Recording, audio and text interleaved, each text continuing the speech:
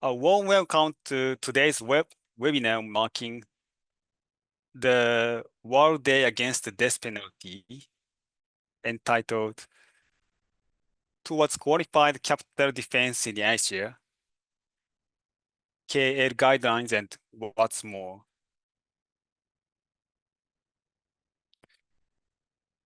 So, my name is Teppei Ono, and I serve as the Secretary General of the Center for Prisoners' Rights. This event is hosted by the Center for Prisoners' Rights with the kind support of the Rights Practice in London, the Square Circle Clinic in India, and the Taiwan Alliance to End the Death Penalty. Before we begin the discussion, I would like to make a brief announcement regarding the interpretation services. Simultaneous interpretation is available for the webinar. To access it, please click on the globe icon and select your preferred language. Further instructions have been posted in the chat box. I will now repeat this announcement in Japanese.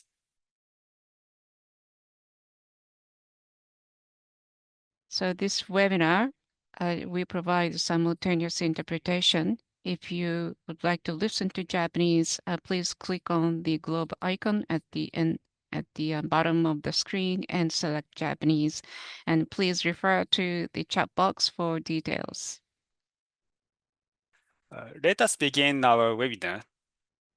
The quality of defense counsel in capital cases plays a vital role in reducing the use of the death penalty. In the United States, for instance, the American Bar Association developed the ABA guidelines, which are widely regarded as having contributed significantly to decline in the application of the death penalty. But what about the Asian region, the part of the world where the death penalty is used most extensively? With this question in mind, the Rights Practice, a London-based NGO, launched an initiative to develop capital defense guidelines designed for the Asian context.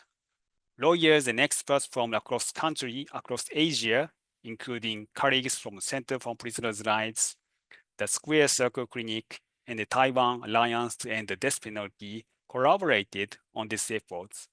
The result is what we now refer to as the KL guidelines. The webinar introduces the KL guidelines and explores the challenges faced by defense lawyers in capital cases.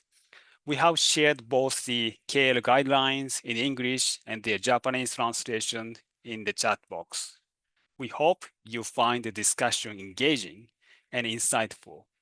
If you have any questions or comments, please feel free to share them in the Q&A box at any time, including during each presentation.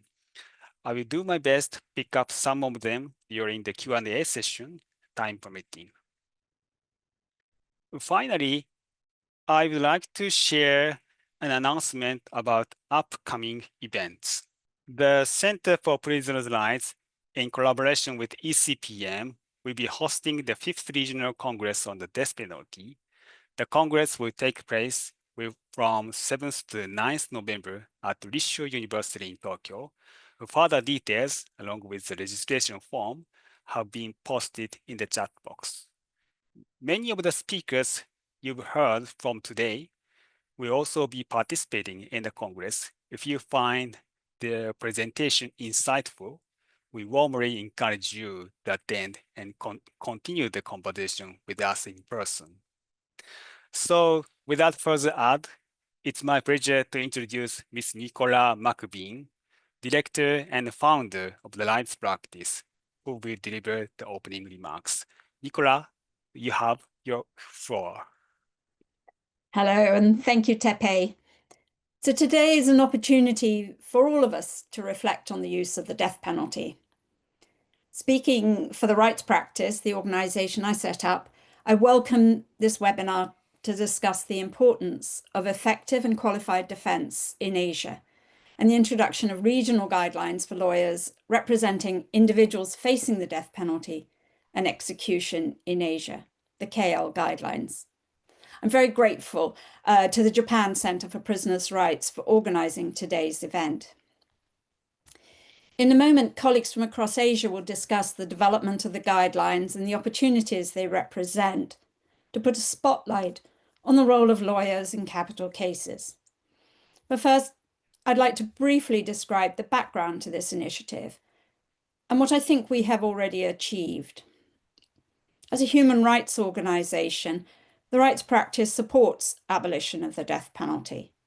However, we recognize that there are still many countries, particularly in Asia, where capital punishment is permitted and is used.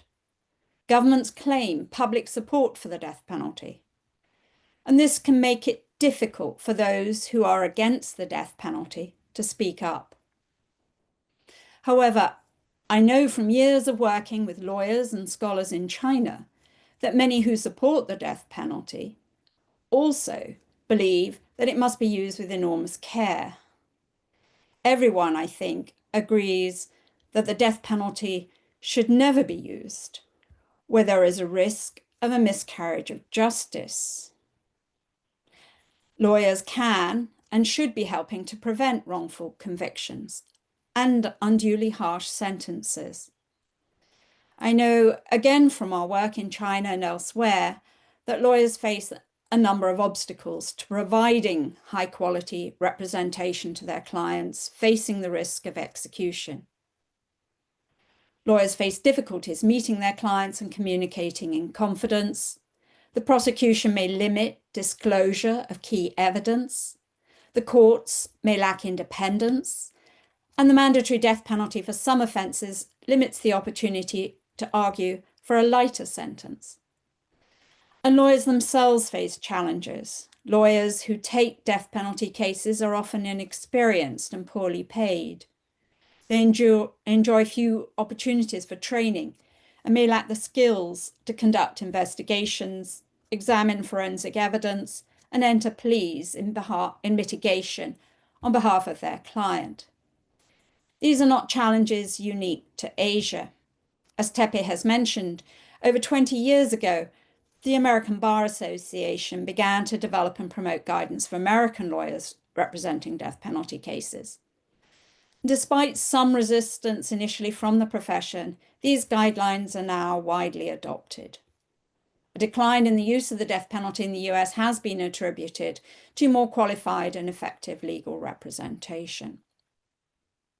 5 years ago, we began a project with EU financial support to initiate a conversation among retentionist countries in Asia on the need to strengthen defence representation, particularly in capital cases. We launched the project with a research exercise, which supported studies into 7 countries, investigating both national laws regarding the death penalty and the role of lawyers. The findings were troubling. In too many cases, lawyers reported barriers to their active participation in death penalty cases, as well as a limited appreciation of the importance of their role. We convened a series of discussions in Kuala Lumpur, leading to the decision to develop regional standards for lawyers who take death penalty cases. And I'm very pleased that these consultations, led by Ricky Gunawan, who will speak shortly, resulted in the KL guidelines. We know that it will take time to raise awareness of the guidelines in countries across Asia, and I congratulate the Center for Prisoners' Rights for the work it is doing to promote awareness among Japanese lawyers. Producing the guidelines was a first step, but the coming together to agree this document provided valuable opportunities for lawyers from different countries to learn from each other, to share experience and establish connections that will enable ongoing cooperation. It can be very lonely being a criminal defense lawyer. I believe this project illustrates what can be achieved when lawyers come together. Thank you. Thank you very much, Nicola. We now move on to the keynote speech by Ricky Gunawan. Ricky is an Indonesian human rights lawyer with extensive experience in capital defense, and he led the drafting process of the KL guidelines. Ricky, you have the floor. I'm going to share the slides for you. Thank you, Tepe. Good morning, good afternoon, everyone. I've been asked by the organizer to present the KL guidelines. Just to say, these guidelines are the results of years of collaborations, as Nicola mentions, among civil society organizations across Asia, with the objective to build a effort to strengthen legal representations in death penalty cases in Asia. In the next 15 minutes or so, I will talk through 3 parts. The first one is the background, and then the second one is on the content with key issues highlighted. And then the third one is the practical value for lawyers and institutions across the regions. Next slide, please. So just to explain a bit about the background, the guidelines kind of grew out of a shared problem. Despite differences in legal systems across Asia, we know many of us have common law systems and then others are civil law systems. Despite these differences, defense lawyers face similar barriers in death penalty cases. This includes, for example, inconsistent standards of defense, inadequate legal aid, restrictions on case materials or evidence, and limited capacity to present mitigating factors. In 2021, a group of organizations from different countries that Nicola referred came together to document these problems. And their research confirmed what many of us already knew from practice, that fair trials in capital cases are systematically undermined. What was missing, however, was a regional framework. International instruments exist, such as the ICCPR and other UN safeguards, but they don't necessarily address the unique legal, political, cultural context of Asia. And so in 2023, an initial convening recognized this gap. And last year in 2024 in Kuala Lumpur, civil society practitioners gathered to shape the content of a new sort of regional network, one developed by Asian lawyers for Asian contexts. And I had the privilege to facilitate that process and to work with the civil society organizations on drafting the final text through multiple rounds of consultations. The version we have now that you have access to is the culminations of that collective effort. So next slide, please. The guidelines are quite comprehensive. It spans the entire life cycle of a capital case, from arrest and pre-trial detention through trial, clemency, and in some cases, final stages before executions. Clearly, because of the limited time, I cannot cover everything today, but instead let me highlight these 6 key areas. The first one is on upholding dignity and rights. This is the first principle that many people referred to when we were drafting the guidelines, that defense lawyers are not simply technicians of the law. They are the first and final line of defense against irreversible harm. These guidelines require lawyers to provide rigorous representation from the very first moment of arrest up to clemency petition, even during last-minute stays of executions. It is not enough to simply comply with procedures. Lawyers must actively challenge evidence, press arguments for leniency at sentencing, and ensure that clemency proceedings are not treated as just rituals. The message is clear that capital defense lawyers must be proactive and not reactive. Second one, on the challenging systemic injustice, the guidelines also recognize that unfairness in these cases is rarely just about one client or one case. It's systemic. And so the guidelines call on lawyers to identify and challenge discriminatory laws, mandatory death sentences, secrecy around executions, and procedural rules that restrict or undermine appeals. In other words, lawyers should also not only fight for their clients, but also expose the structural inequities that make capital punishment arbitrary and unjust. This dual role as a case defender and as a system watchdog, so to speak, is one of the most distinctive features of the guidelines. Another important issue to highlight is access to counsel and evidence. Lawyers must have unhindered access to their clients from the moment of arrest, including during interrogations, because these are phases where violations are most likely to occur. They must also have access to case files, investigation reports, forensic reports, medical documents, and many others. Because without these documents, a fair defense is virtually impossible. And we know for sure that what we are facing is the state machinery with all the capacity to present their evidence and to make their case.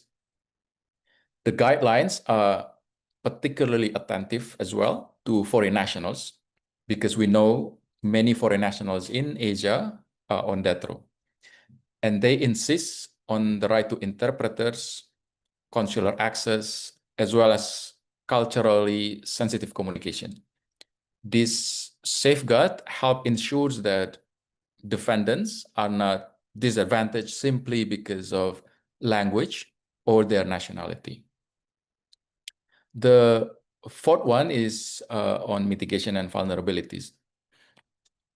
Mitigation is often neglected in Asia, but the guidelines elevate this factor as a central aspect to the capital defense. Lawyers are expected to identify and document vulnerabilities such as poverty, history of trauma, issues around psychosocial disabilities, coercion by drug syndicates, or even histories of abuse. This must be presented as mitigating factors, and many times are often sidelined by judges as irrelevant. And so the guidelines also stress trauma-informed lawyering, that interviewing clients with sensitivity, working with psychologists, working with social workers, and doing so avoiding re-traumatization.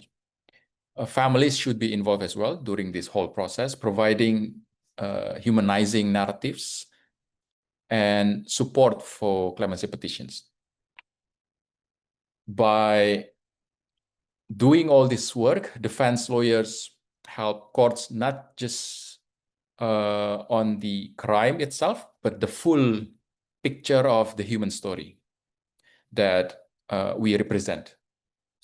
Fifth one is on the non-discrimination and transparency. Another key emphasis is on fairness and openness.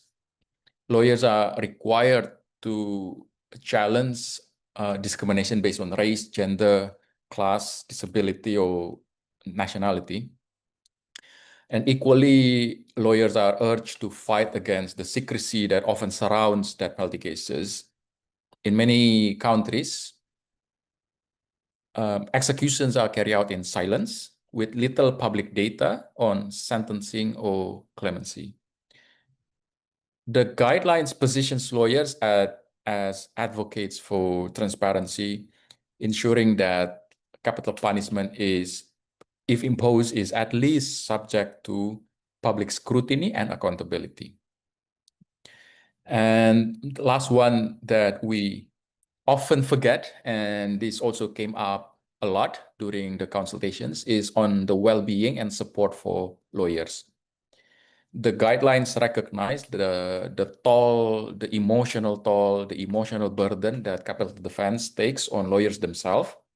This is often overlooked, but it is crucial. Handling cases like this is, for those who know, it's emotionally exhausting and often poorly remunerated and can lead to burnout or secondary trauma, which I myself experienced this as well. The guidelines call for fair compensation, structured training for both junior lawyers as well as senior lawyers, peer support networks, as well as access to mental health resources. They also emphasize regional solidarity. Asia, at least, is probably the remaining continent in the world where many countries continue to retain the death penalty. And so it encourages lawyers across Asia to share lessons learned from each other and build collective resilience. So in short, the guidelines does not only protect the accused, the defendant, but also help to sustain the lawyers, the defenders. Next slide, please. Now let me talk a bit about the final part, which is the practical value, the practicality of the guidelines. These guidelines are not meant to, of course, sit on a shelf. They are designed to be used in a very concrete way by different actors, different institutions across the region. First, for lawyers, the guidelines, so whether you are a young lawyer taking your first capital case or a seasoned practitioner, the guidelines set out clear principles and outline key strategies. They remind us that good capital defense requires more than technical competence. It requires a holistic approach that centers the client and, of course, based on human rights. They can also give lawyers a reference point when pushing back against systemic barriers. And so you can point to the guidelines and say, this is the standard that we should be working towards. The second sort of actors that the guideline targets is the bar association and legal institutions. The guidelines are, when we discuss this, are a benchmark for reform, criminal justice reform, capital defense reform. They can be used to strengthen a training program, set minimum standards for competence in capital cases, and of course, advocate for fair remuneration for lawyers. Again, as I've earlier indicated, that in many countries, lawyers who take on capital cases are underpaid, undertrained, and often isolated. And so these guidelines provide a basis for arguing that this is unacceptable and that states as well as professional bodies have an obligation to invest in a proper, adequate capital defense. And third actor that the guidelines sort of target is civil society and broader human rights advocates, broader human rights community. The guidelines serve as an advocacy tool. They provide a regionally developed document to strengthen arguments. For example, to reform access to legal aid, to help increase transparency around executions, or to abolish mandatory death penalty. And civil society organizations can use these guidelines to monitor whether governments are meeting fair trial standards and to hold states accountable when they fall short. And just to emphasize the unique value that the guidelines show that Asia can generate its own framework. Excuse me. Too often, debates on the death penalty are shaped by external standards developed in the global north or those who have abolished the death penalty.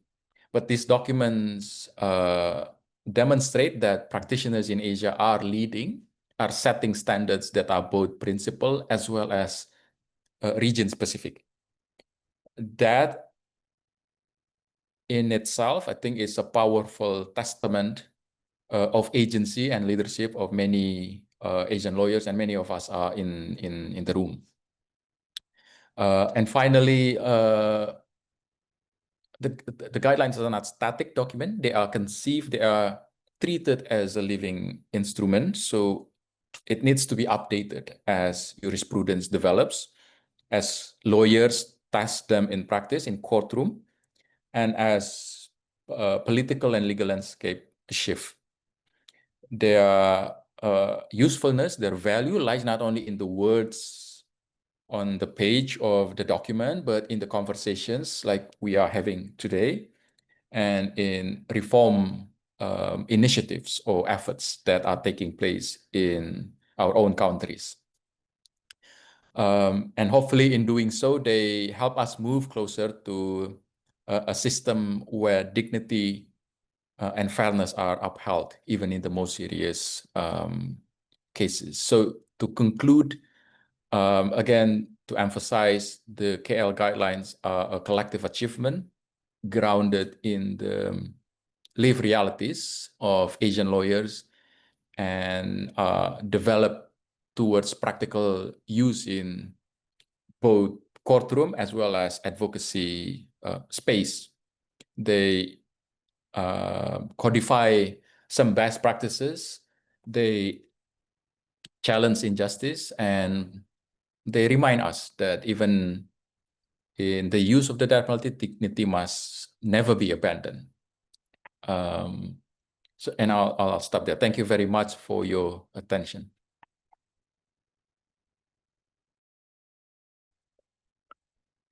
Thank you very much, Ricky, for outlining the core principles and values enshrined in the KL guidelines. So we will now move on to the country presentations. In this segment, lawyers and experts from India, Malaysia, Taiwan, and Japan will share the challenges faced by defense lawyers in their respective jurisdictions. Our first panelist is Ms. Shreya Rastogi. She's a defense lawyer from India and currently serves as Director of Litigation and Forensics at the Square Circle Clinic, NALSR University of Law. So Shreya, the floor is yours.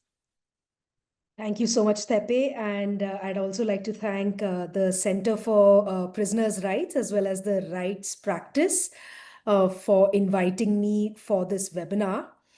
I apologize for my voice. I'm slightly feeling under the weather, so I may not be properly audible at times, but please let me know. And I'll also try to speak as slowly as I can. Firstly, I'd like to say that the guidelines that Ricky has just presented, the KL guidelines, what a pleasure it was to be a part of this project for the last 2.5 years. And these guidelines are extremely valuable in the context of India. Recognizing that I'm speaking to a very wide audience, I'd like to first provide a bit of background to Indian law and capital defense in India, so that the importance of these guidelines can be best understood.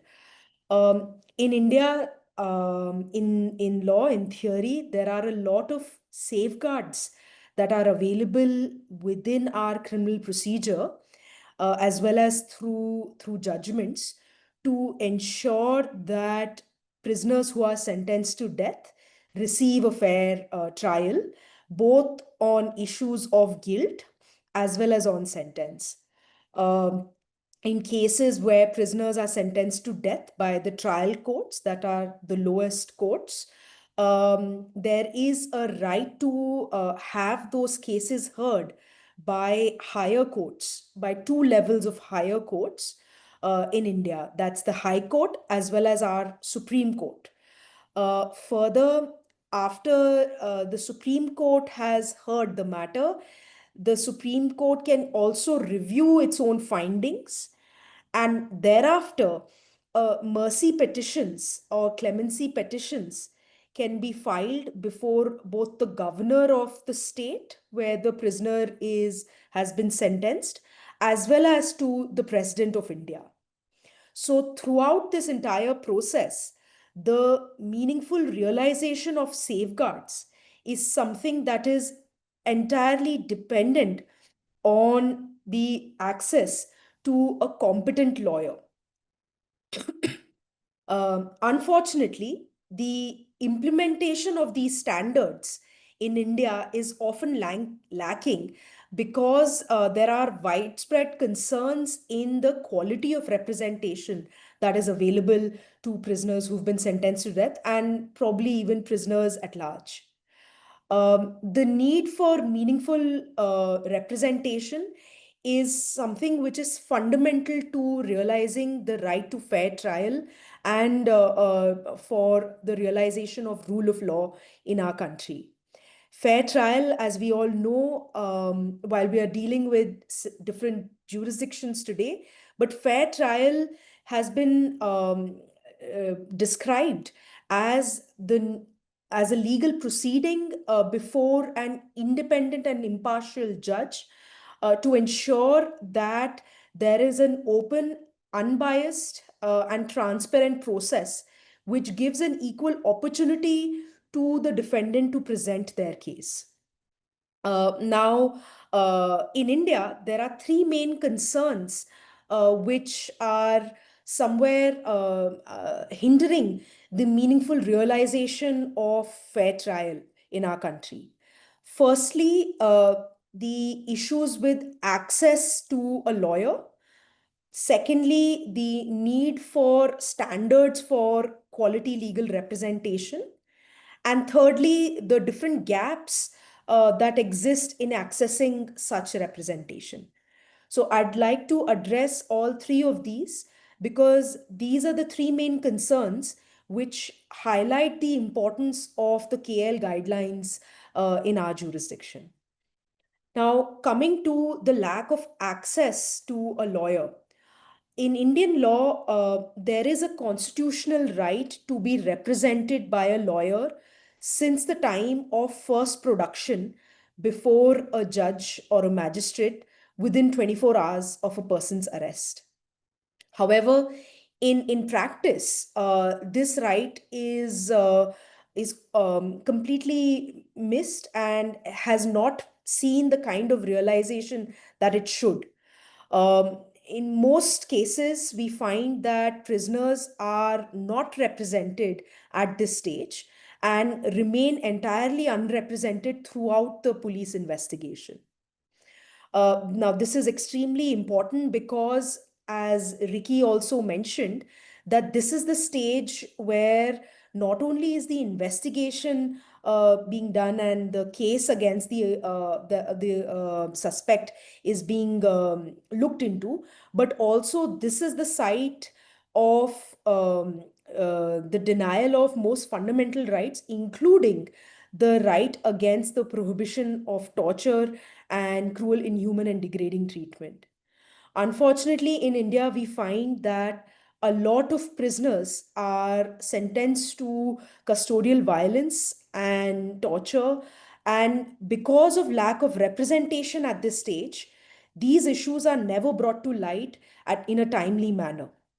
More importantly, because of non-representation, prisoners are also not able to file necessary bail petitions and are therefore led to suffer imprisonment throughout the period of investigation and often maybe even the entire period of trial itself. Now, secondly, we find that after the period of investigation is completed, when the police submits their final report before the court, it is after this stage that a lawyer may in fact be appointed to a prisoner. Now, even at this stage, in several capital cases, the Supreme Court has often noted that at the time when the charges were framed against a lawyer, against a prisoner, excuse me, there was no lawyer who was appointed at that stage. And it was only later, when the recording of the evidence began, that a lawyer came to represent the prisoner. Now, even in this year, in amongst the almost 19 death penalty cases that the Supreme Court has heard, out of those, in 4 appeals, the court has noted a denial of fair trial and meaningful legal defense to the prisoner. Because the court has noted that either the lawyer was absent during the recording of evidence of crucial witnesses, or that the lawyer did not get a sufficient opportunity to prepare for the defense. And in these situations, the Supreme Court has either remanded the case back for a new trial, or has even proceeded to acquit the prisoner. So we can see how widespread and how grave this issue is that has been taken cognizance of by the highest court in India. The second issue that I would like to address is the need for standards for legal representation. Now, in India, while there are several standards that exist in terms of the ethical standards for representation prepared by the Bar Council of India, even several courts have talked about the different rights that and safeguards that should be provided in capital cases.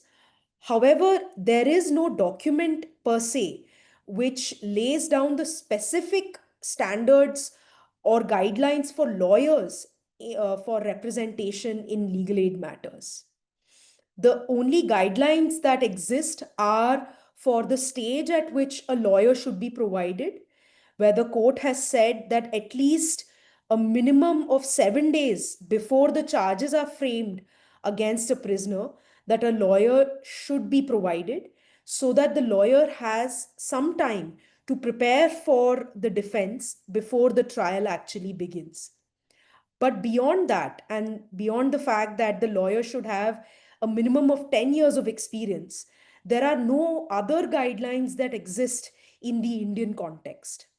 And this is the gap that I feel that documents such as the KL guidelines, through a lot of advocacy that can be done on this issue, can somewhere be looked at both by different bodies as well as by different courts, to see that the standards that should be there for legal representation in capital cases.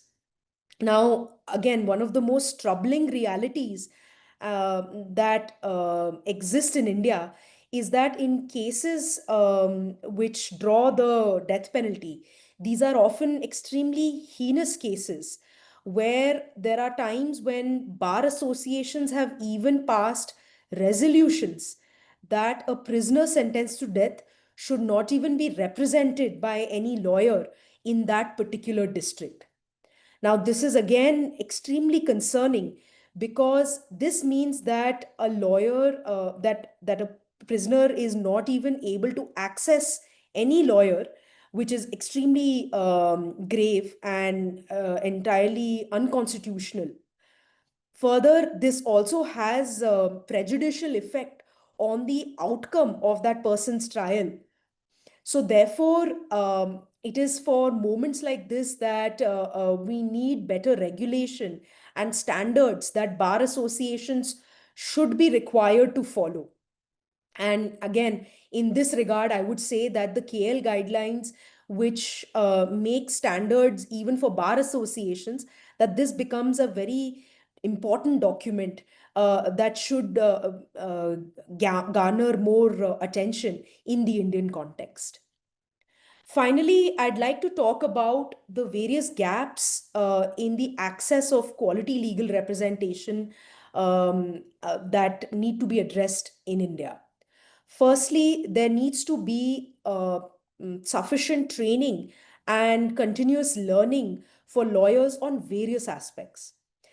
This is important because law, of course, is an evolving discipline. There is a lot of change in jurisprudence, and that change in jurisprudence needs to be felt at every single stage of the process, the legal process.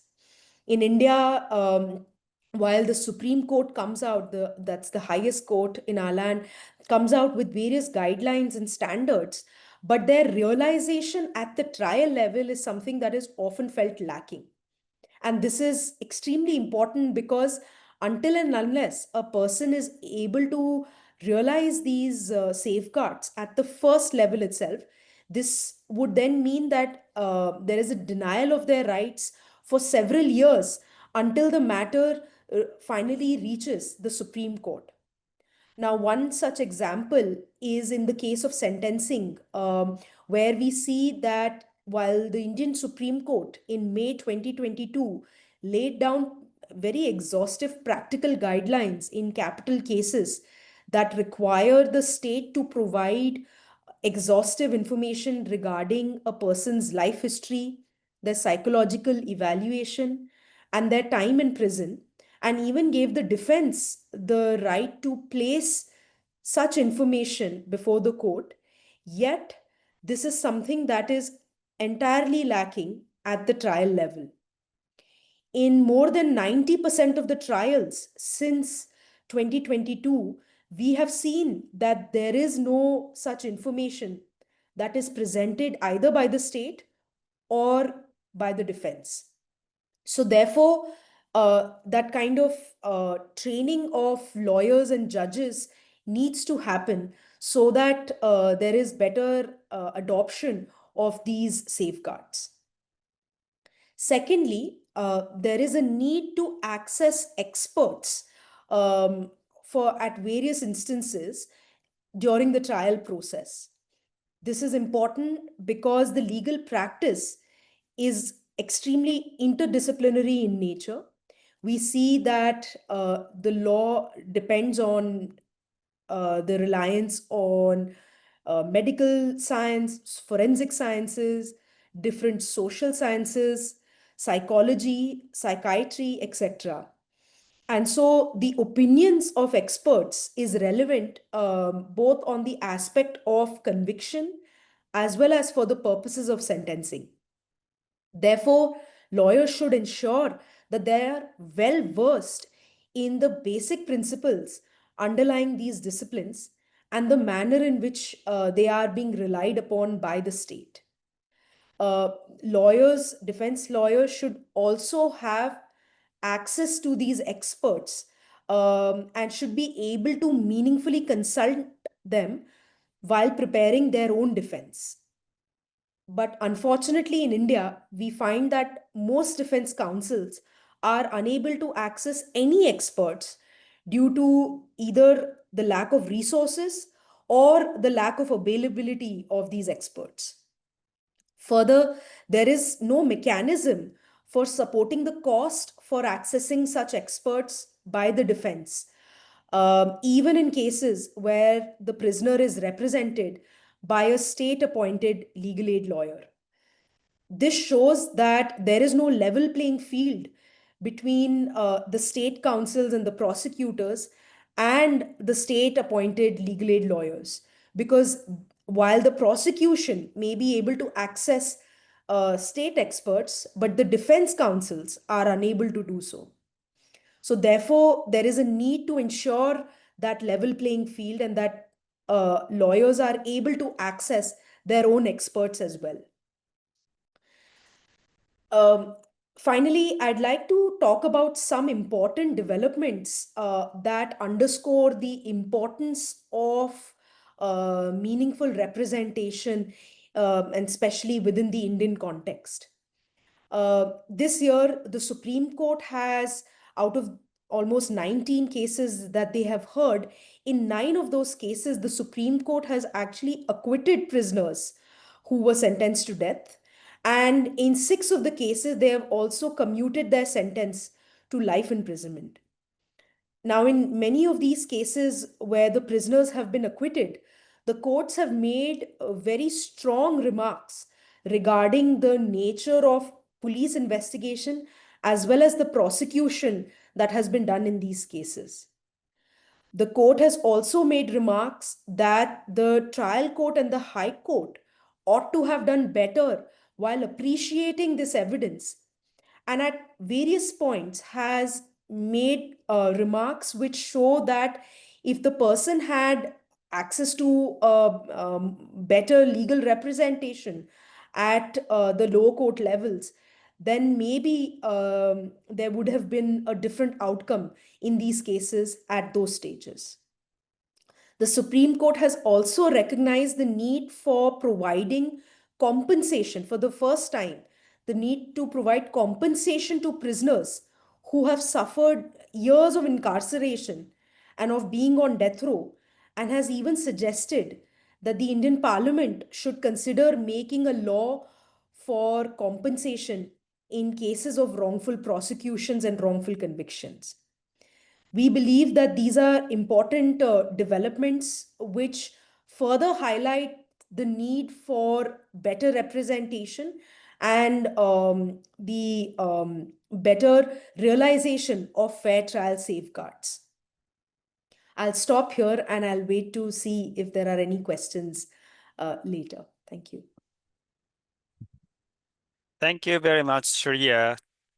Our next speaker is Ms. Razak Dali from Malaysia. She's a practicing lawyer in Malaysia, as well as a filmmaker. Shreya is a member of the Freedom Film Network Malaysia and was awarded the Freedom Film Festival Malaysia Award in 2009. Shreya, you have the floor. Thank you, Tepe. First of all, thank you to the Center for Prisoners' Rights Japan and the Rights Practice for inviting me to speak today. I will share my presentation slide. Although this presentation slide is more of the background to the death penalty in Malaysia. And I will also talk about a bit about the challenges that we face for capital defense in Malaysia, and how I feel that the KL guidelines will be very useful for the capital defense work in Malaysia. So a bit of background: the capital punishment was introduced for serious crimes like murder and treason during the British rule. We were ruled by the British before, and as you can see from the presentation, it started in 1871 with the mandatory death sentence introduced in the Strait Settlements. Then 1936, the Penal Code enacted and continued the use of the mandatory death sentence in Malaysia. In 1953, the UK Royal Commission condemned the mandatory death for murder. In 1957, the death sentence remained in force after independence. The Dangerous Drugs Act was introduced by the British colony government in 1952 to combat the threat of drug-related substances. So that's a gist of it. And then a total of 469 individuals executed since 1957. 229 people were executed under the Section 39B of the Dangerous Drugs Act.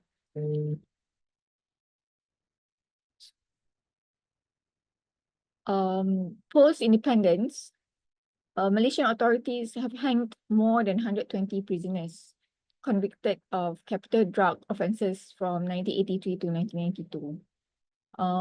Between 1980 and 1996, an average of 15 to 16 executions per year. I think you can read from the presentation slide. There are various stages in Malaysia from 1992 towards 1998 and up until 2019 of the executions that we had. But then in 2010, there was a campaign to save Viu Kong, who was sentenced to death, which led to 109,346 signatures collected in support for clemency. Then we saw the shift, the change of movement to get the death penalty abolished. In 2011, the Malaysian government had set up an International Center for Law and Legal Studies to address the use of the capital punishment in Malaysia. However, Nazir Aziz stated that the abolition of the death penalty could not be done without the support from the public. Then in 2017, the government amended Section 39B of the Dangerous Drugs Act to give the court to impose either the death penalty or life imprisonment subject to certain conditions by the public prosecutor. This amendment also did not have retrospective effect. Then in June 2022, the Minister of Prime Minister's Department, Wan Junaidi Tuanku Jaafar, said that the government has agreed to abolish the death penalty, to abolish the mandatory death penalty, and to give the judges discretion. Subsequently, on 27 March 2023, the minister in the Prime Minister's Department tabled the abolition of the mandatory death bill, penalty bill 2023, and the revision of sentence death and imprisonment natural life bill 2023 for first reading in the Dewan Rakyat, which is the lower house. Then on 3rd and 11th April 2023, both of the lower house and the upper house respectively passed the two bills amending the existing legislation on the use of the capital punishment and abolishing the mandatory death sentences for 12 offences. Then what it means that the abolition of mandatory death penalty bill seeks to abolish the mandatory death penalty to vary sentence of imprisonment for natural life and whipping, and to provide for matters connected with by amending the Penal Code, the Firearms Act, the Kidnapping Act, the Dangerous Drug Act, the Strategic Trade Act, and the Criminal Procedure Code. At the moment now, we have the abolition of the Mandatory Death Penalty Act, which we call the Act 846, and the revision of the sentence of death and imprisonment for natural life, Act 2023, which we call Act 847. Okay, so what does this mean? A total of 906 inmates, death row inmates, were eligible for sentence review under Act 847. So as you can see, the application breakdown, this started in 2023. So 906 applications have been allowed to proceed via judicial review at the federal court. 5 individuals were granted clemency by Kedah Pardon Court. 4 applications were cancelled due to the death of the applicants. 40 applications resulted in death sentence being upheld by the courts. And 3 applications were withdrawn voluntarily by the applicants. And actually, that was a photo of us. I just put that photo of us in federal court on our last hearing of the resentencing of the mandatory, the resentencing of the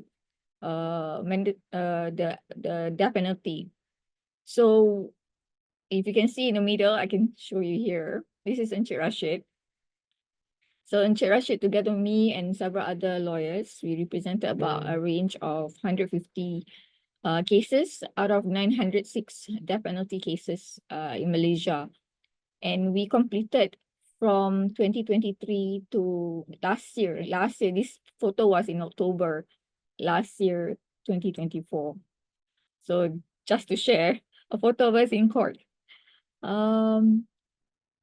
So at the moment, as we can see, 49 cases remain where the death penalty can be legally carried out.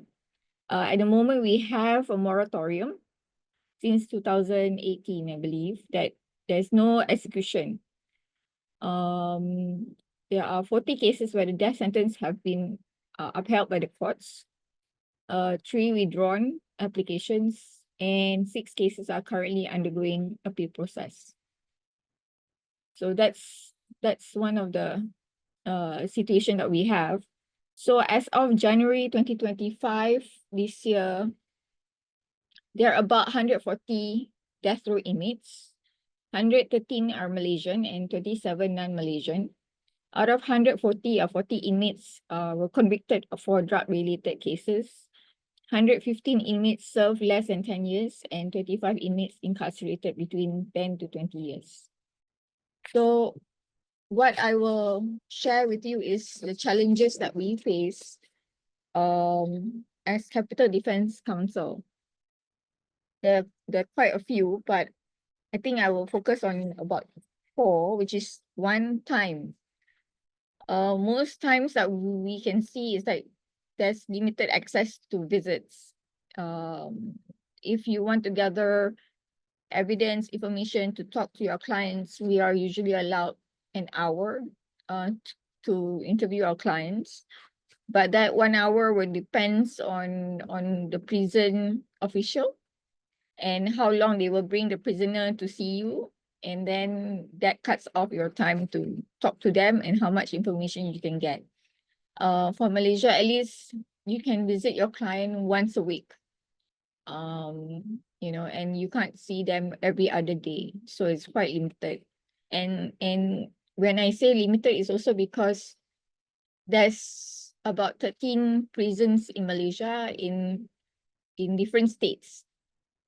So sometimes it takes the journey to one prison could take 40 minutes, or another prison could take about 6 to 8 hours drive. So that's the distance of different prisons that you will have to go to meet your clients. So that's also that's one of the problems.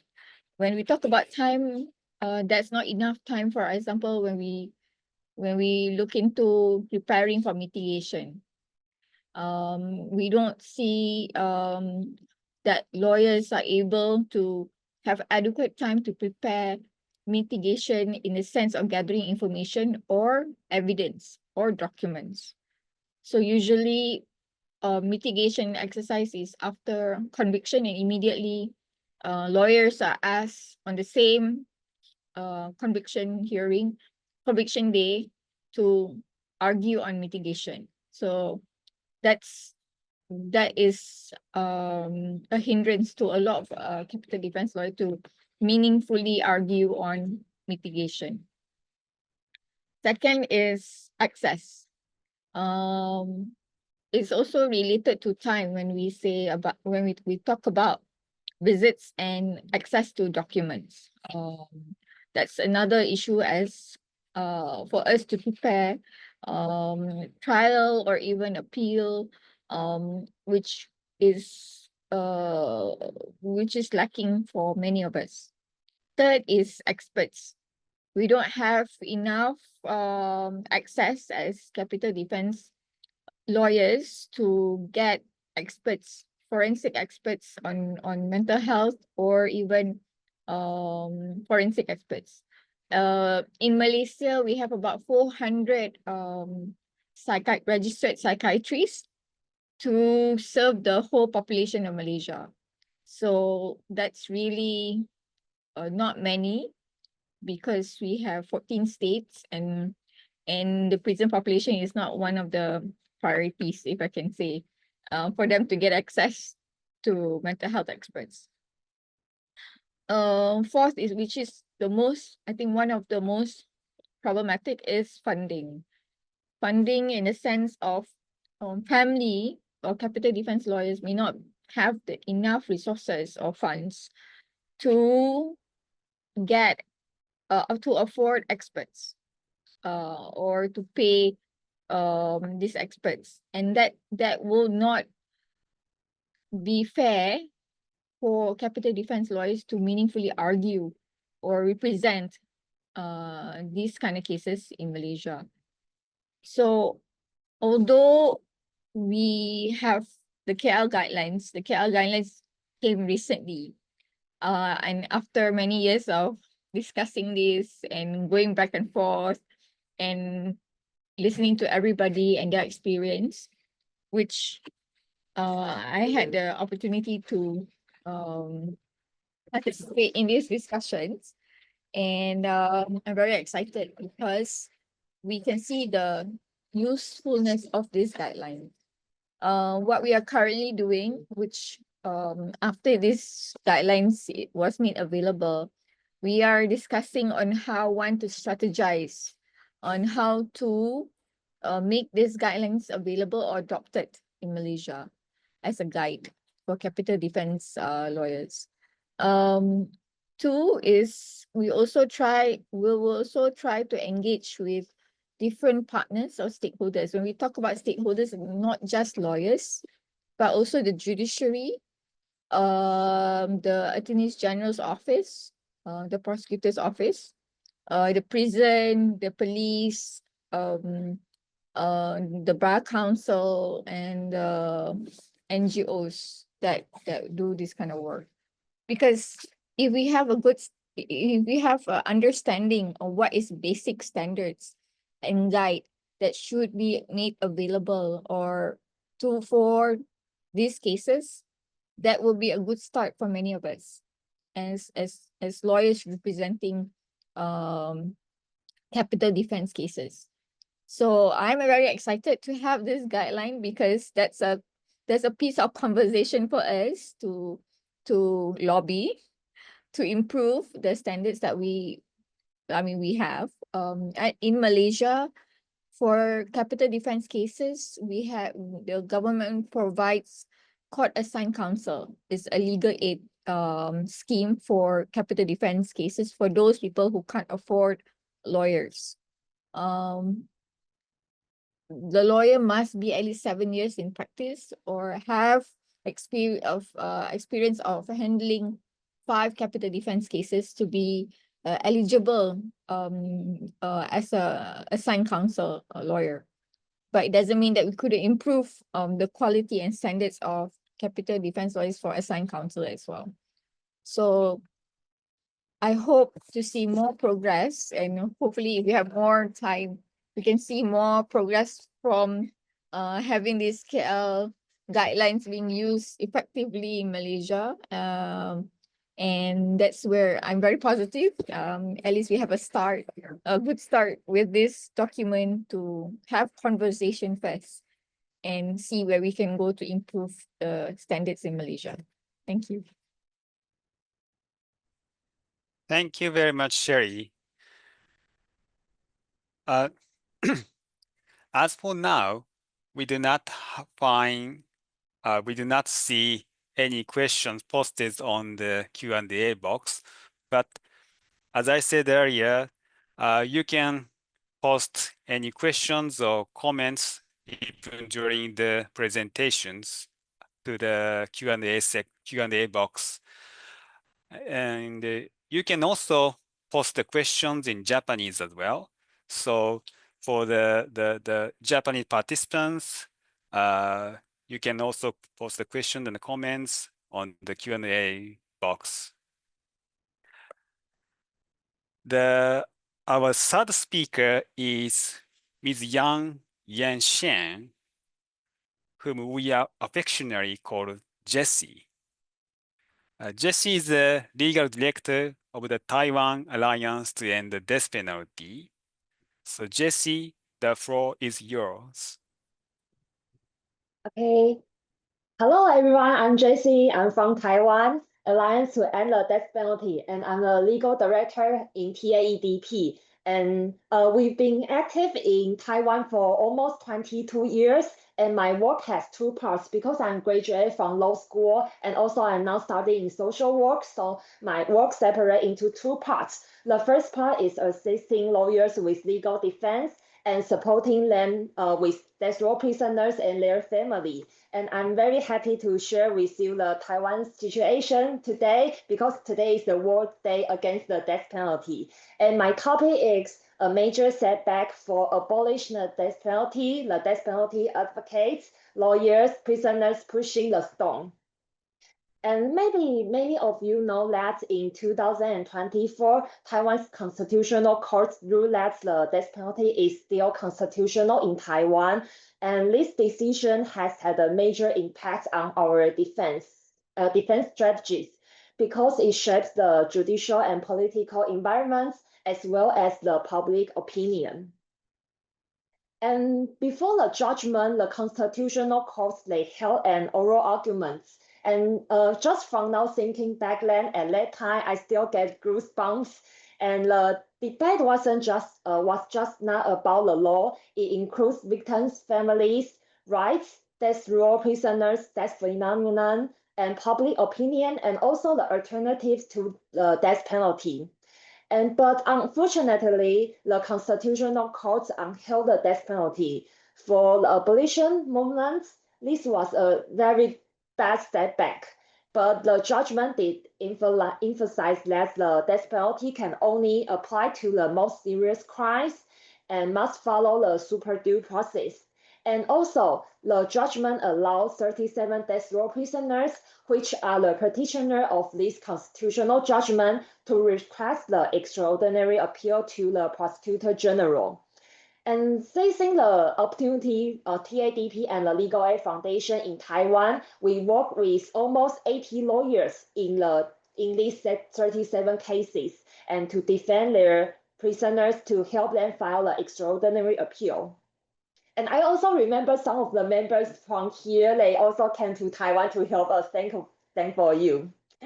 But it's very sad because in this year, just after we got some hope from the constitutional judgment, in this year, January, Taiwan government executed a prisoner who is Huang Lingkai in January. And it's the first execution in nearly 5 years in Taiwan. So many civil groups protested outside the Taipei detention center that night, and it's the photo. And I think the execution is very shock to us, and even maybe to Huang Lingkai, because I heard some news from another death row prisoner that maybe Huang Lingkai at that execution day, he saw the news from the TV that he will be executed. And then after this news, he was brought out from his cell. And lawyers had just finished reviewing the case of the case file of Huang Lingkai in December, and in less than a month, the government issued an execution order. And this highlights the importance of the KL guideline, which means that the government should provide lawyers with sufficient resource for their defense. And without the time or the resource, even the best lawyers cannot fully protect the death row prisoners. And I think this action also put pressure on another prisoners and lawyers because they are feared about their case might be the next execution. So I still remember that our lawyers working with us late into the night on the extraordinary appeals for other cases as well. And then I think for Taiwan, the thing still goes very worse because in April in this year, the Taiwan's Ministry of Justice amended the regulations for executing the death penalty. Before filing for extraordinary appeal or retrial or constitutional litigation, it will stop the execution. But for the amendment now, it requires these procedures to be formally opened first. Then it represents that the execution in Taiwan will be much more easier for the government to carry out. So we strongly criticize that because wrongful death penalty cases take years or even decades to resolve. For example, Japan have the Hakamada-san, and also in Taiwan, we have so many people we stay for maybe 12 years or even much more. And we also have this Mr. Wang Xingfu, he's still in the prison, and we haven't set him outside. And under the new rules, innocent people, I think, might be executed easily before the exoneration.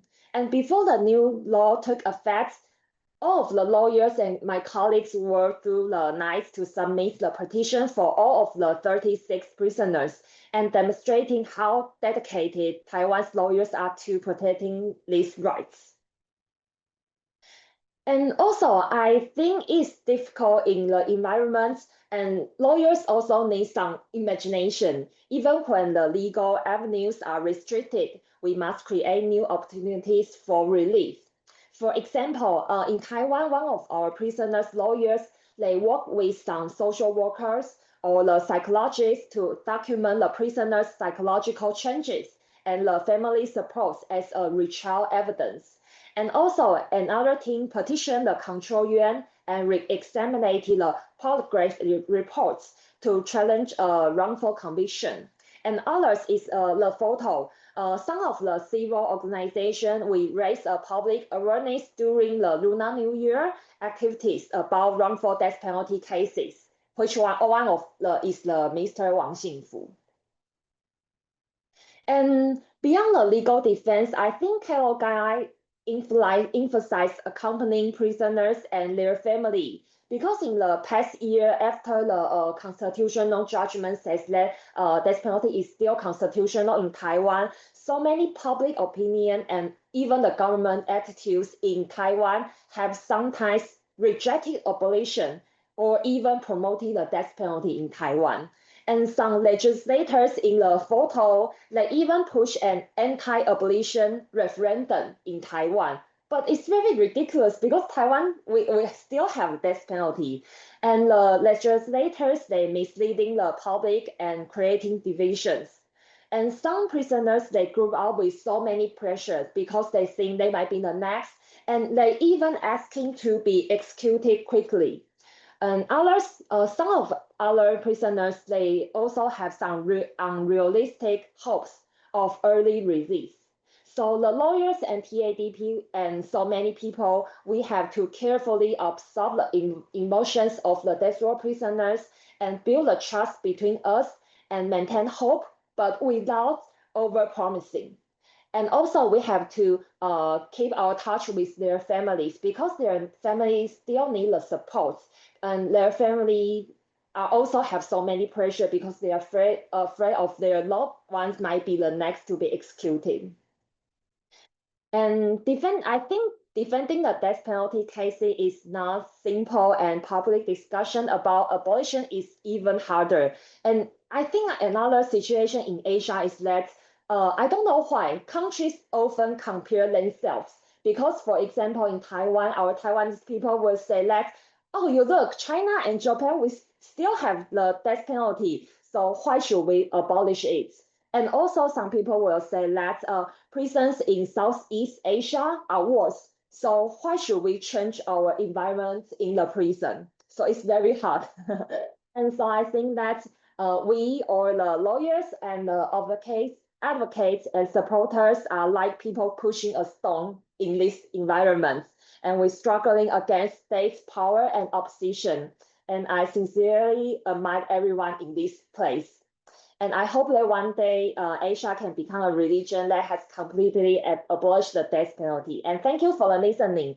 And if you are interested in TADP, you can scan this QR code. And also because TADP, we have an interview project and an interview about the life sentence and death row prisoners in Taiwan. So we have the 4 reports in this QR code. You can also scan this. Thank you. Thank you very much, Jessie. Our final speaker is my friend and colleague, Mr. Hiroaki Murai. He's a public defense lawyer at the Japan Legal Support Center and formerly served as a professor at the Legal Training and Research Institute. Hiroaki, you have the floor. Good evening, our friends in Asia. So let me start my presentation. I would like to share with you the embarrassing part about Japan. And we have heard from wonderful speakers so far, and there were some points which were shocking to me. But at the same time, in Japan, where I was born and raised, how Japan is barbaric and also very, behind other countries. I really felt that way listening to our previous speakers. Japan's capital punishment is done by hanging to take the life of the person on death row. That itself, the Japanese people know vaguely about that. However, in what kind of place, in what way, and how the execution is conducted, the photos were, until 16 years ago, were never disclosed to the public. 16 years ago, finally, it was made public. That was at the same time, the justice minister at the time expected that, by disclosing information about execution, then the discussion, the national discussion about the death penalty will occur. So this is a photo of the Tokyo detention house. So you will see the arrows pointing to the rings where a very robust rope will be inserted. And then on the floor, you will see the trap door, which is marked with red color. And the buttons to trigger the trapdoor to go down, to open, there are 3 buttons in the room next to the chamber, and the 3 prison officers simultaneously press buttons to open the trapdoor. So one of the buttons is connected to the trapdoor, and one of the buttons will activate the trapdoor, and the doors will open. And there are people who watch the execution, and they will stand beyond the glass that is pointed by the yellow arrow. And there, the prosecutors and the clerks from the prosecution office will watch the execution.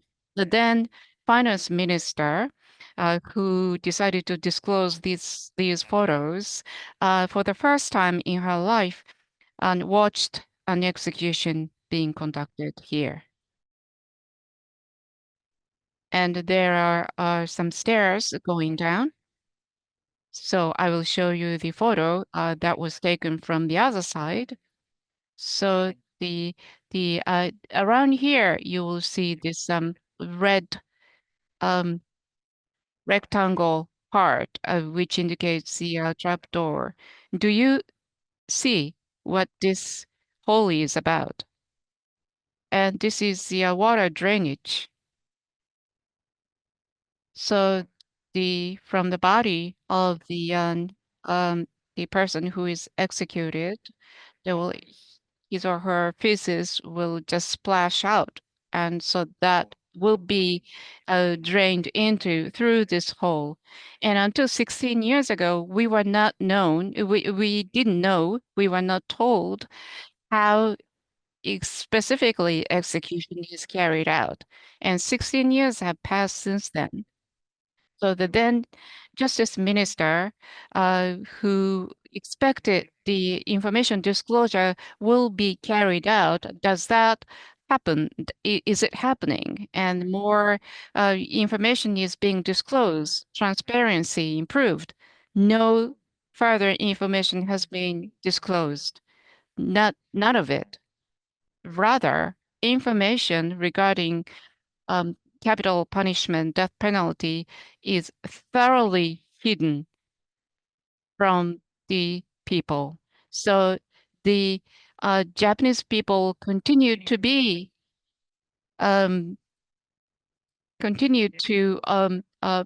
get their information hidden from them. In Taiwanese case, you saw the photo where a lot of people would gather and when the execution would take place. That would not happen in Japan because the execution is carried out secretly, and it's only after execution was carried out that it is reported. But that is because there is not much interest at all. It's only a handful of people who are interested in that. So people are not interested in it. And so the government continue to conceal information from the people so that people will not be interested in the death penalty. And every time, 80% of the people would respond, yes, we support the death penalty in the census survey conducted every 5 years. And not the census, but the survey about the death penalty. 80% of the people say they support the death penalty, and that is why the Japanese government does not start even the discussion of the death penalty. Is it such an inconvenient thing for them?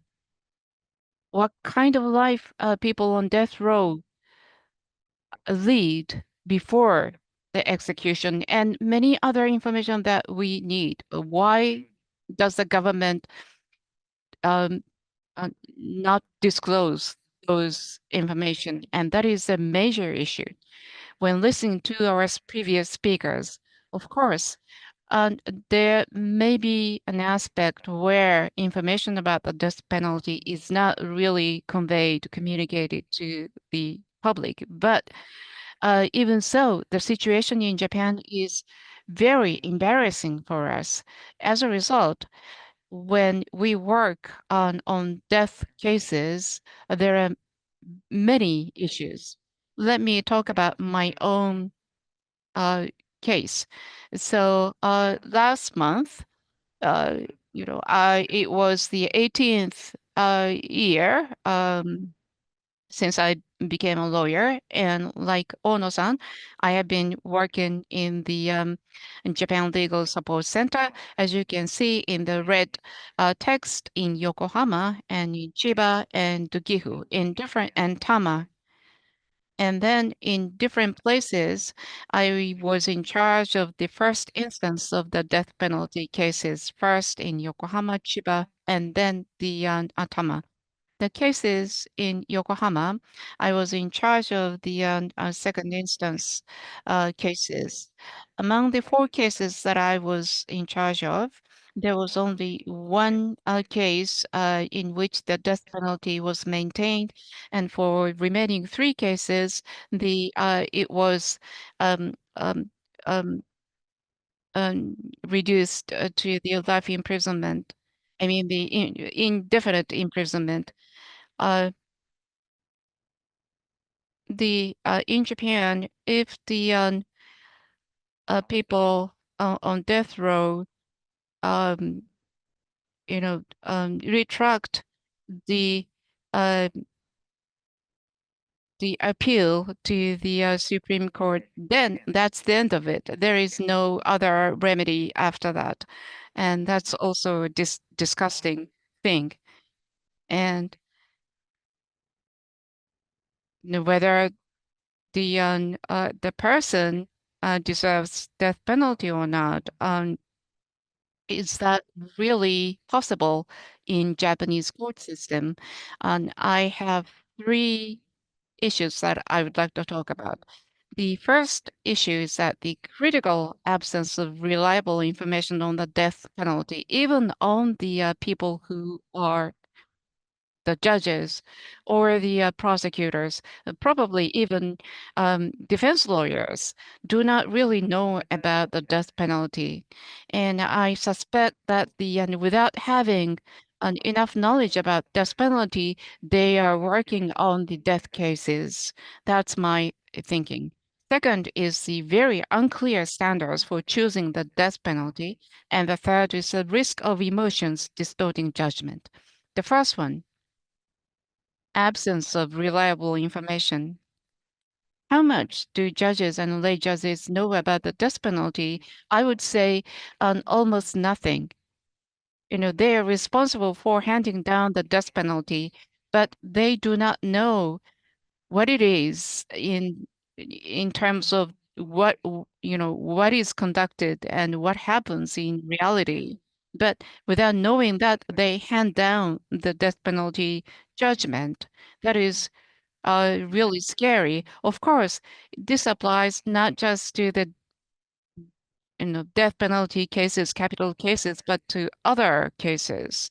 But without knowing about the penalty itself, handing down that particular judgment on that particular penalty is no good. But when it comes to death penalty, the issue is more serious, and because of the thorough concealment of information from the public, there is this critical absence of information. And in your countries, there are different legal systems. A Supreme Court in Taiwan judged that the death penalty is constitutional, we heard, which is really um, um, um, and I'm really sorry about. But in case of Japan, the Supreme Court, doesn't really deal with the question itself. About 70 years ago, the Supreme Court decided that the death penalty is constitutional, and that is 70 some years ago. And now the situation is very different. And so, however hard we are trying to open these iron doors of the Supreme Court, the doors don't move at all. The Supreme Court says that the death penalty is a very severe punishment, is an ultimate punishment that can be applied only in cases where it is genuinely unavoidable. I fully agree with it. But how would the lay judges, ordinary citizens, will think about it, and if they hear this? Yeah, of course, the death penalty should not be applied unless it is genuinely unavoidable. But I doubt whether they really have this sense of reality in terms of the death penalty as a punishment. In capital punishment cases in Japan, there are something that can be called the standards for choosing the death penalty. It is called the Nagayama criteria. And Mr. Nagayama was 19 years old when he killed multiple number of people with a pistol. And then in this Nagayama case, the Supreme Court decided on these criteria. There are 9 criteria, and then they have to be reviewed one by one. And after that, when it is judged that it is unavoidable to apply the death penalty, then the death penalty is applied. But that is it. They cannot be called standards. To begin with, in all cases in which the death penalty is sought are extremely serious in nature. So among them, how is the decision between death and life made? But we don't have any clear standards. As for the risk of emotions distorting judgment, I'd like to talk about my own experience. The first case that I was responsible for, the first capital case I was responsible for, and the victim's family and attended the trial, and her parents had very severe emotions about the punishment, and other friends of the victim, you know, testified before the trial, and they all said that this person must be punished by death penalty. And the lay judges who were listening to those testimonies would have been shaken deeply. In that trial, in that case, our client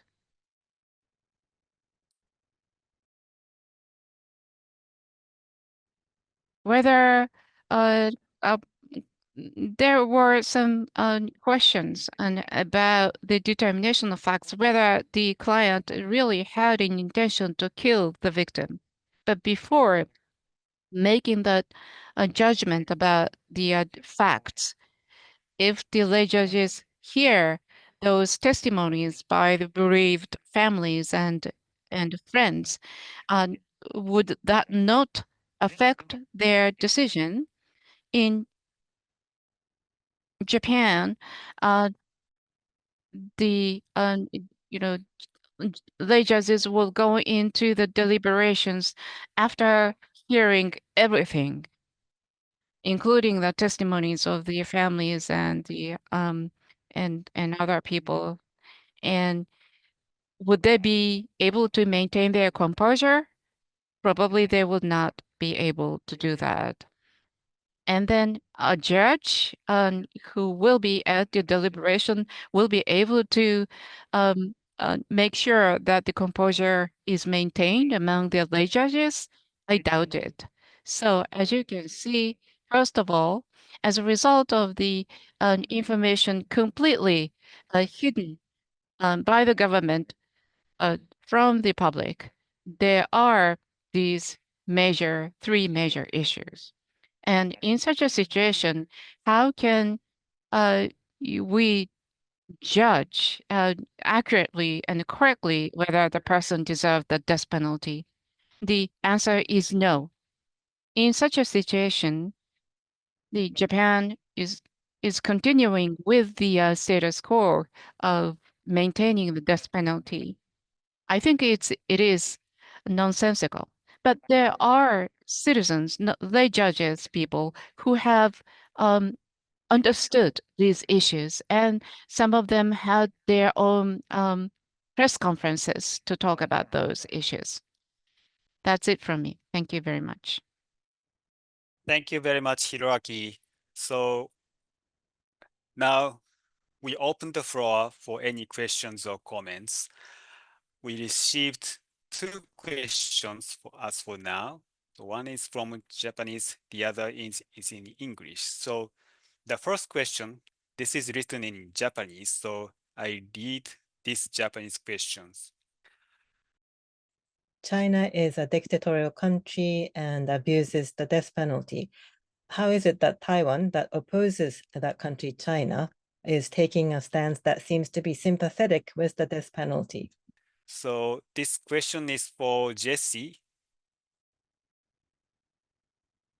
Can you answer this question? Thank you for this question. And I think the first point, I think a lot of Taiwanese people don't realize that abolishing the death penalty would be a way for us to show that Taiwan is different from China. Or to put it in another way, some people in Taiwan might not think the death penalty is that bad. So when they support Taiwan's independence and refuse to be unified with China, they might say that they don't want China's bad culture, but they are fine with the good culture, which is the death penalty. And I think the second part is that there are still many Taiwanese people who believe that Taiwan is part of China, or even that China is their motherland. So they naturally think Taiwan should inherit Chinese culture, and the death penalty is just a part of that. However, I mentioned earlier before that there was an open public debate in the Constitutional Court in this year, and one of the experts did a historic study of the death penalty from a cultural perspective. And he pointed out that if we look at Taiwan's history, many many Aboriginal people culture, they actually didn't include the death penalty. And if we say Taiwan's culture is inherited from China, that would mean we are going in ignorant, which means if we have the China of these parts, then we might ignore the Aboriginal cultures. But on the other hand, if we acknowledge the influence of China culture in Taiwan, and China didn't always have the death penalty in every dynasty. And in fact, the Tang dynasty even abolished it for a period. And to sum it up, it's really hard to talk about abolition of the death penalty from the perspective of Taiwan being different from China, because it gets the perspective of and the issue of Taiwan's independence and the national identity. So that's my answer. Thank you. Thank you very much, Jessie. The next question is, I think, for most of the countries. I read this question in English. Respected members, I ask this with utmost respect and curiosity. The abolition of the death penalty will also require active participation from the people and society themselves. Are there any particular sociological benchmarks by which we can assess whether a society is ready or is beginning to move towards abolitions? Or does the issue of abolition rest primarily on the shoulders of the intellectuals and lawmakers? So I think this is for all of the countries. But first of all, I'd like to answer the situation in Japan. In Japan, as Hiroaki introduced, over 80% of the Japanese people support the death penalty. This is the results of the public opinion survey conducted by the government of Japan. But the way of the public opinion is sometimes under question. I mean, the Bar Association says the questions of the public opinion survey may be changed, and if the question is changed or revised, the results of the public opinion survey may be different. And at the same time, the results of the public opinion survey conducted by the Japanese government is that we can find that when for example, the life sentence without possibility of the parole is introduced, more people against the death penalty. This is also the result of the public opinion survey.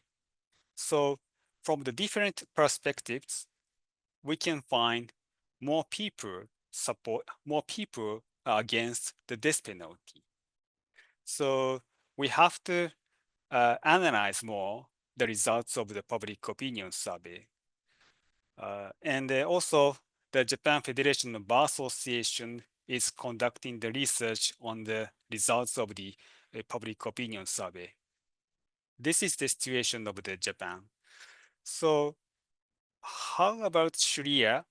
Can you answer this question? Yes. Tepe, so I agree with you that public opinion is very fickle and depends on what is informing the public opinion is the extremely important thing.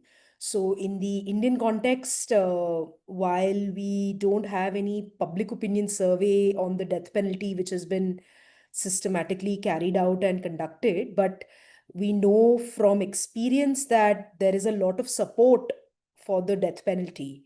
And that support is most visible in cases of sexual violence against women and children.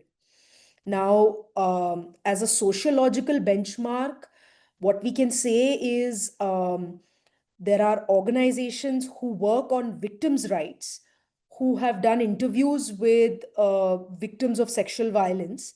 And what is very interesting is that this idea that is often portrayed, that all victims are in favor of the death penalty, is actually not true, because many victims of sexual violence are actually more importantly, more than the death penalty, the other things that they seek is better investigation, better prosecution, better resources, and they are more troubled by those aspects than the ultimate punishment.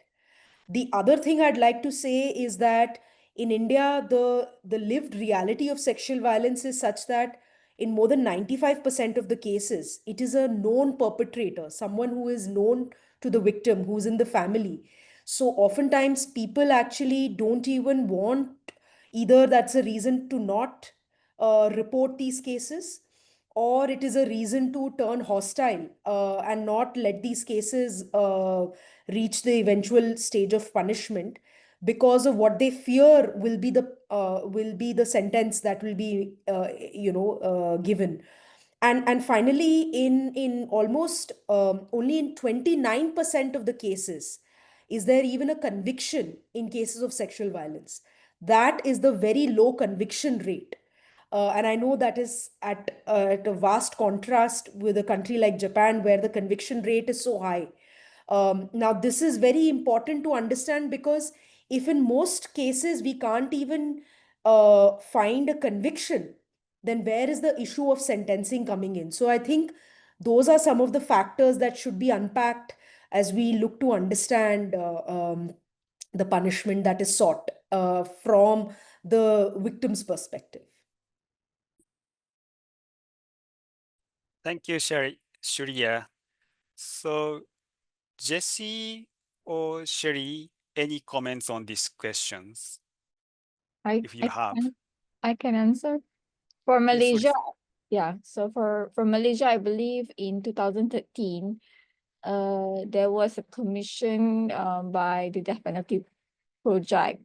That commission Professor Roger Hood to start to have a public finding on the mandatory death penalty carried out in Malaysia.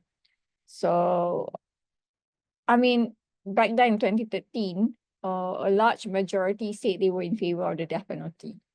That was the public opinion. Although there was also finding that, only 25% to 44% were in favor of for drug trafficking.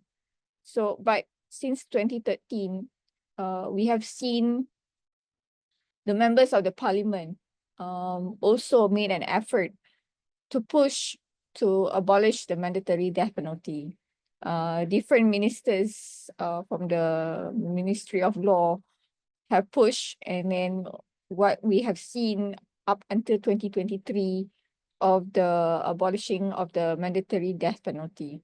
So I believe, despite having the public opinion many years ago and even until now, the role of members of parliament is essential to do an effective change to move something like this. And we also have seen, because the minister then announced a moratorium. So the government announced moratorium. There was no execution up until now, since 2018. That is also important. Up until now, there's no execution in Malaysia. So that is the move from the members of the parliament, which we feel that is important to shift the conversation and narrative, and to push for change of the law, which affects many of the death row inmates. And I feel especially public sentiment has changed for Malaysia for drug trafficking cases. A lot of them are drug mules. A lot of them are from lower income family. A lot of them would have learning disabilities or mental health that has not been assessed or been made available to be assessed at the stage of arrest, at the stage of trial, even at appeal. So, these kind of cases were found out at the resentencing process back in 2023 up until last year.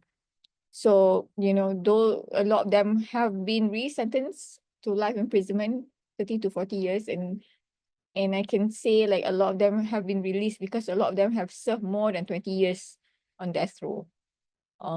So that is a crucial part that the members of the parliament, the government, to push for change. Yes, thanks. Thank you very much, Sherry. So another question is for Hiroaki. This is written in Japanese, so I read the Japanese message. So in Japan, there was this shocking case where an innocent person was held under custody for more than 50 years and then was finally acquitted. So that was a shocking case. But even so, why do you think that the procedural safeguards are still not enough? Can you answer this question? So let me offer my thoughts. Well, first, the conviction rate in Japan is 98 point something %, which is quite high. And that was mentioned by someone just earlier. So because of that, once you are treated as an accused, I think there's a strong bias within Japanese society. In the case of Hakamada case, as was pointed out, it was quite shocking. But within Japan, the discussion is not on the death penalty itself or criminal justice system. There's a lot of attention being paid on retrial process. Mr. Hakamada was given a death penalty, but a retrial was started, and finally he was acquitted after 50 some years. But this retrial process, that procedure need to be enhanced so that the retrial process can be expedited. So there's a lot of active discussion on amending the laws around retrial process. However, the discussion on the death penalty system itself is virtually not happening at all. That is because, well, in terms of credibility on the criminal justice system and the trust on the investigative authorities, I think that trust is very much deep-rooted still. Currently, there's a lot of attention on retrial, but there's not enough discussion taking place on the criminal procedure overall just yet. So that is my thought. Thank you very much, Hiroaki. The next question is for Shreya and Sherry. This is also written in Japanese, so I read it.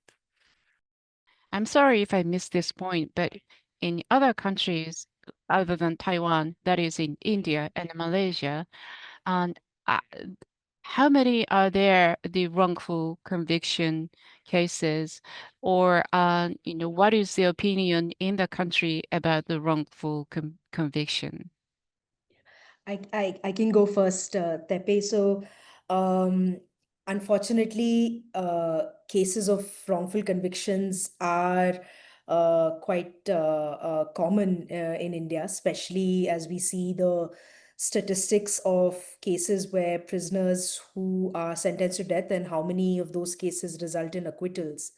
So we had, as our organization, we had done a 15-year-long study to see from 2000 to 2015. And we found that in close to 29% of the cases, there was an acquittal from death row to an acquittal at the High Court level or at the Supreme Court level. And when you look at, this is the national data, when you look at state-wise, you will find even more troubling statistics. So in one of the states, we found that there's almost a 50% acquittal rate, which is so troubling. I mean, can you imagine if there was a 50% chance that an flight that you were going to take would crash? Would you ever even go by that airlines? Imagine, relying on a criminal legal system which has that error rate. So that is the wrongful conviction rate. Now, what is considered as wrongful conviction is something that our law has not yet defined or acknowledged. Is every acquittal a wrongful conviction, or is wrongful conviction a smaller category of cases where negligent or a malicious wrongdoing is seen? Or is there a factual basis of innocence? Those are aspects that are yet to be defined in our law and taken cognizance of. In 2017, our Law Commission had recommended that there should be a law for compensation in case of wrongful prosecution, where it is seen that either the prosecution is malicious in nature or due to negligence, gross negligence. And this is something that, again, as I mentioned earlier, that the Supreme Court is also recommending a law especially because there are these cases where people are incarcerated for several years before they are eventually acquitted. So this is an evolving area of law in India, but we see a high number of cases where this happens.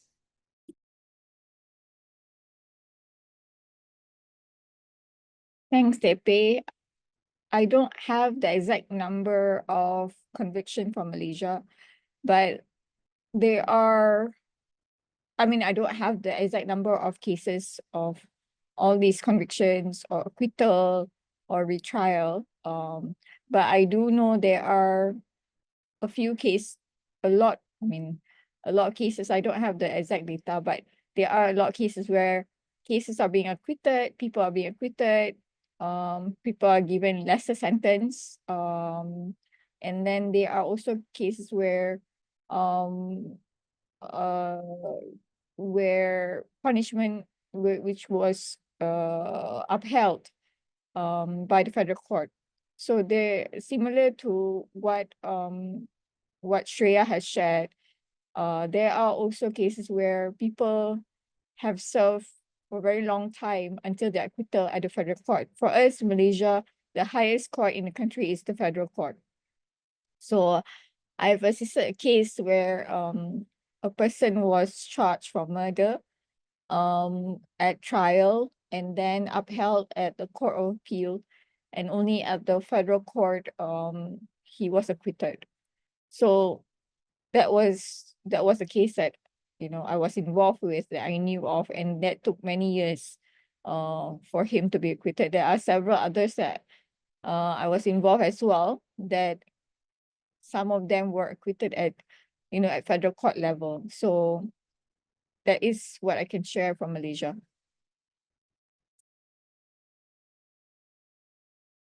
Thank you very much, Sherry. And this is the last question. And this is from the Japanese law school students. And I would like to summarize these questions. It is written in Japanese, so I would like to read summarize these questions.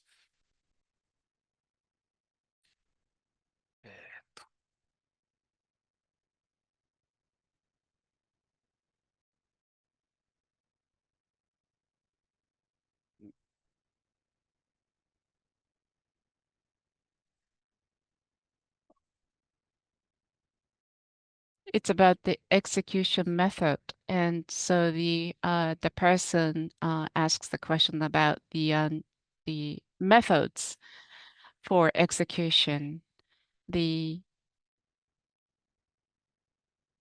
or if there are any constitutional judgments regarding the cruel ways of executing the people. Anybody can answer these questions? Shreya, can you answer? Jesse, you can answer this question.